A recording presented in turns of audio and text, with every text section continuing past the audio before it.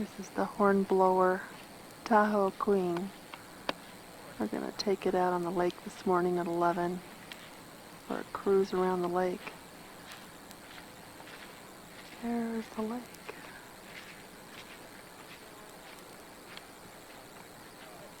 Very pretty.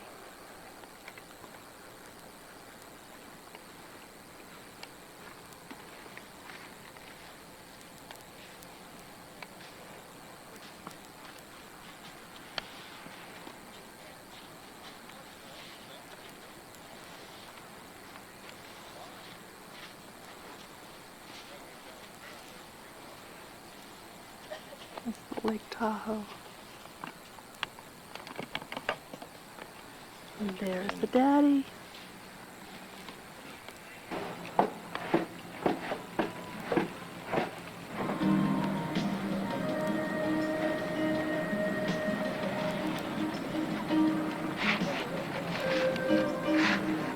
We're both aboard the paddle wheel boat right now. And I'm panoraming Lake Tahoe.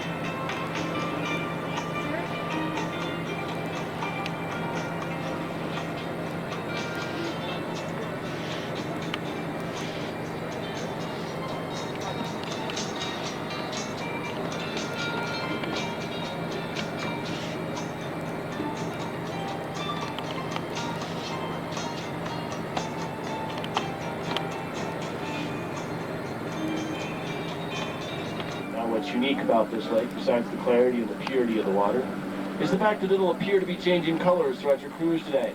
And I'm sure you haven't seen these color changes before, unless maybe you've been to Hawaii or the South Pacific. Actually quite a spectacular sight to see. Now, as we left the channel area, the water was an emerald green, and if you look over right now, finally be followed by a deep, deep, beautiful blue, which Lake Tahoe is famous for. So again, keep your eyes on the color of the water. Now, Lake Tahoe is 22 miles long, it's 12 miles wide, and it has 194 square surface miles. Now, that may not seem like a whole lot of water to you at first, but you're actually riding on a huge and colossal body of water. The average depth in this lake is over 1,000 feet. That's the average depth, with the deepest point being an incredible 1,645 feet deep.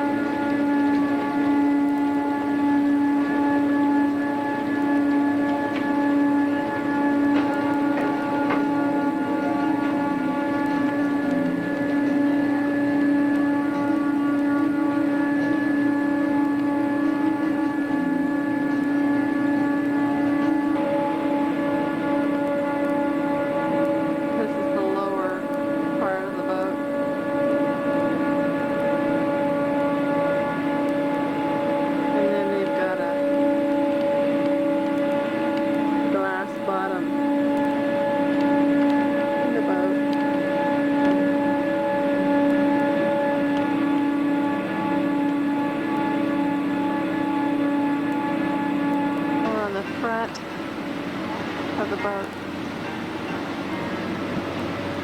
There's the gangplank coming out of the lower part of the boat.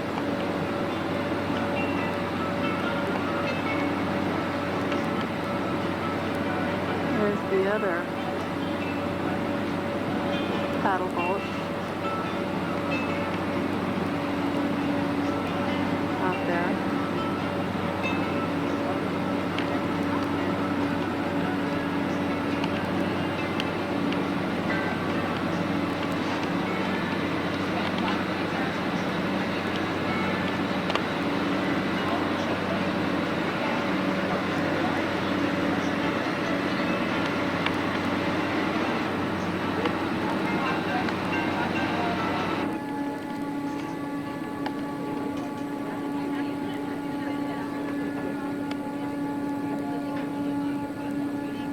And the sales tax is included in the price.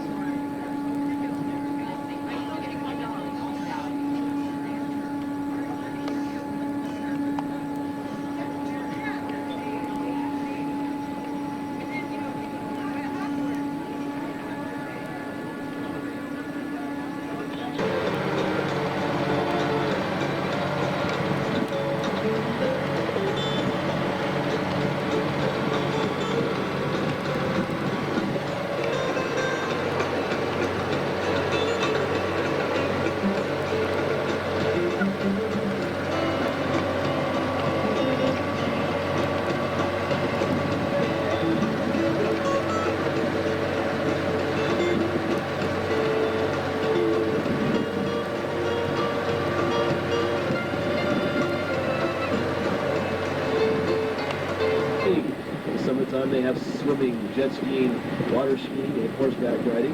Now, it's currently the home of the Beacon Bar and Grill, which is some real nice lakefront dining. Anyways, that area behind Camp Richardson. In fact, the entire area off to the left of the boat and in front of us was all formed by glacier action about 5 million years ago. There were 3 main glaciers which extended out of Desolation Wilderness. Head Mount Black. If you look over there, you can see the valley that it carved out. That glacier also formed Fallen Leaf Lake. Fallen Leaf is a beautiful little alpine lake. It's nestled about 6 miles to the left of the boat. You go up there, you find they have a very majestic view. You literally have to look straight up to see the top of Mount Tallac. They have some to the public to come in and use any of their facilities. You've never seen the movie The Bodyguard starring Whitney Houston and Kevin Costner? Part of that movie was filmed right there at Fallen Lake, as well as a movie called City of Angels starring Meg Ryan. Now, the second glacier came down to the right side of Mount Tallac. And that glacier formed Cascade Lake, which is much smaller than Fallen Lake. However, it is just as beautiful. Both lakes do have waterfalls which spill in the springtime. Except for Emerald Bay's Glacier. Because Emerald Bay's Glacier had enough force and momentum to come out and connect Emerald Bay with Lake Tahoe. If that glacier had actually stopped about 30 or 40 feet shorter, we'd have Emerald Lake, like Cascade and Fallen Leaf. Folks, we're just about 15 minutes around leaving Eagle Point and entering Emerald Bay itself. And I understand that we have an additional special here at the bar that I neglected to mention a little bit earlier. We are offering Bloody Marys at our $3.25 discounted rate. And Tahoe Twisters, which is sort of like a Mai Tai. It's made with several kinds of fruit juices and a few different kinds of rum. And those Tahoe Twisters are only $4.50, which is you're saving $1 on those. Those are available through Gerardo at the bar. And don't forget.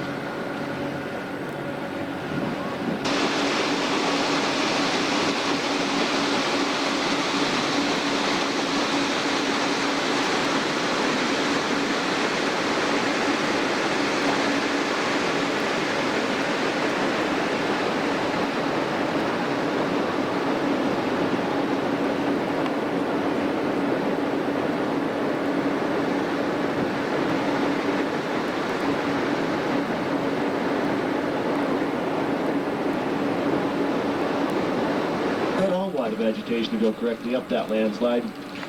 That's due to the steepness and the severity of the grade and all the granite that hill is comprised of.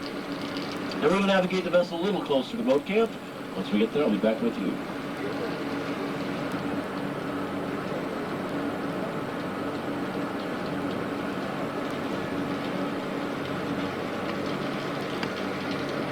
And offload all of your supplies.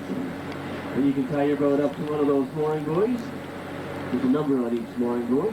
There's a beautiful corresponding campsite on land. We have all of the amenities of modern campsite facilities. That fire pit you can use to cook your food on and keep you warm at night. They have lockers to store your food in to keep the bears out. And of course, restroom facilities. And you can pitch a tent and sleep on land. If you'd like, you can roll yourself back out to your boat and sleep before dinner. They'll charge you about $10 a night to use the campground. And one of the other unique features about this place is it's one of the few campgrounds that allow you to bring your dog.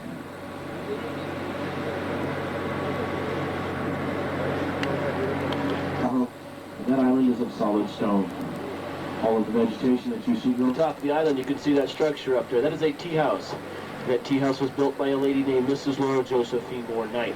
She built the tea house back in the summer of 1929. You see, Mrs. Knight was quite an eccentric with her fortune. She'd have her yardsmen and chauffeurs row her and her guests out to the island in the afternoons during the summer months for a spot of tea and crumpets. You see, Mrs. Knight was of English descent. She loved her tea and crumpets very much. The tea house itself is a 16 by 16 foot square stone structure. It has a marble floor and a large fireplace. It had a roof on it till the mid-60s until some vandals decided to build a campfire in there and actually burnt the roof right off. There's a stone pathway that leads up to the tea house, but unfortunately we can't see it from this angle. I see lots of Canada honkers nesting in and around the area. And Mrs. Knight also built Viking's Home Castle. That's straight ahead of the boat and on the waterline. I'm going to navigate the boat just a little closer and I'll be back with you.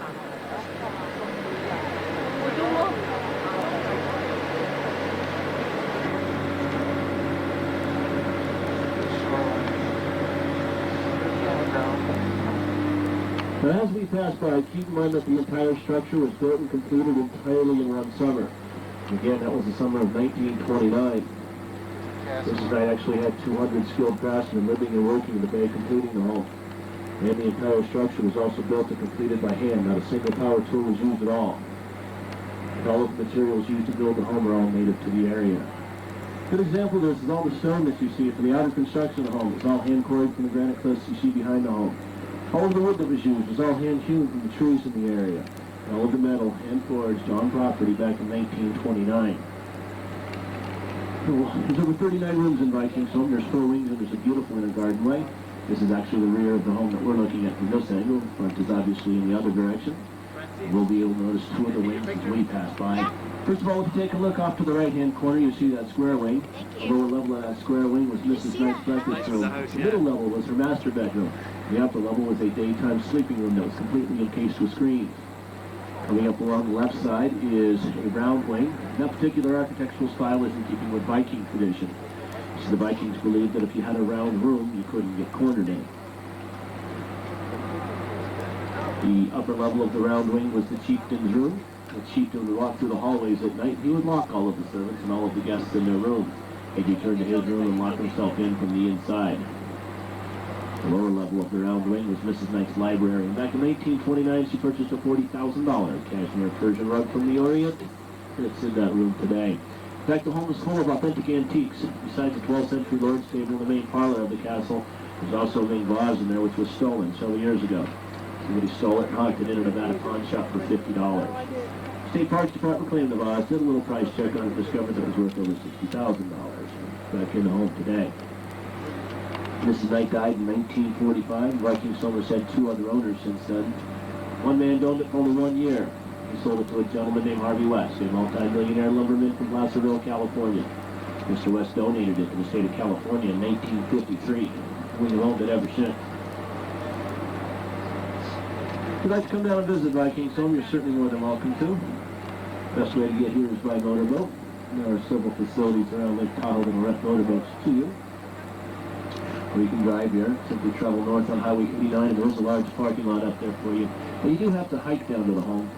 It's about a mile hike down. And it's about 5 miles going back up, so before Lord. They'll run public tours during the summer months.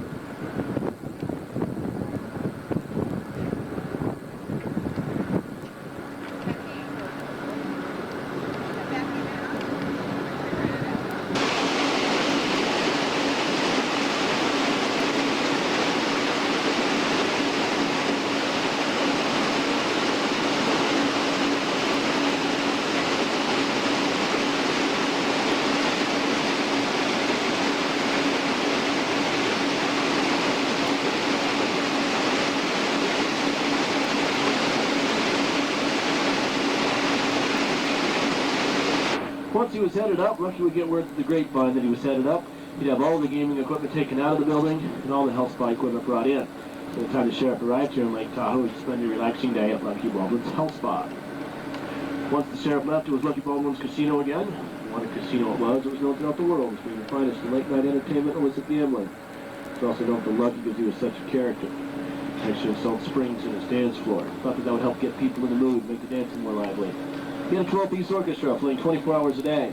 And he had a worldwide bet going that if you could not catch a fish from his pier within 25 minutes, he'd pay you $3,000. Now, $3,000 was a heck of a lot of money back in those days, and Lucky to have people coming from all around the world trying not to catch a fish from his pier. But they always did because Lucky built this pier right over the Taylor Creek spawning ground for trout. There was always hundreds of thousands of fish down there. Now, Lucky got away with that gimmick for about 30 years, but he finally got caught in 1910 when the state built a 2-lane paved highway from Placerville to Lake Tahoe. The sheriff got up here a little too fast for him one day and caught poor Lucky in the act. And that was the end of Lucky Baldwin. Folks, if you haven't had an opportunity to get a bite to eat aboard the Tahoe Queen, and you'd like to, you may want to do that at this time. I do understand our sheriff has prepared a special treat.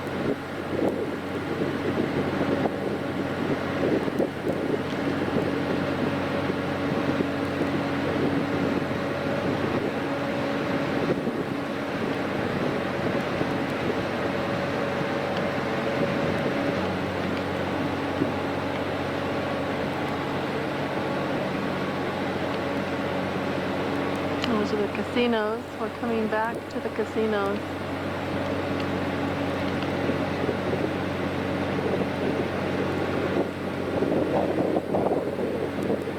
And that's the ski run where they ski.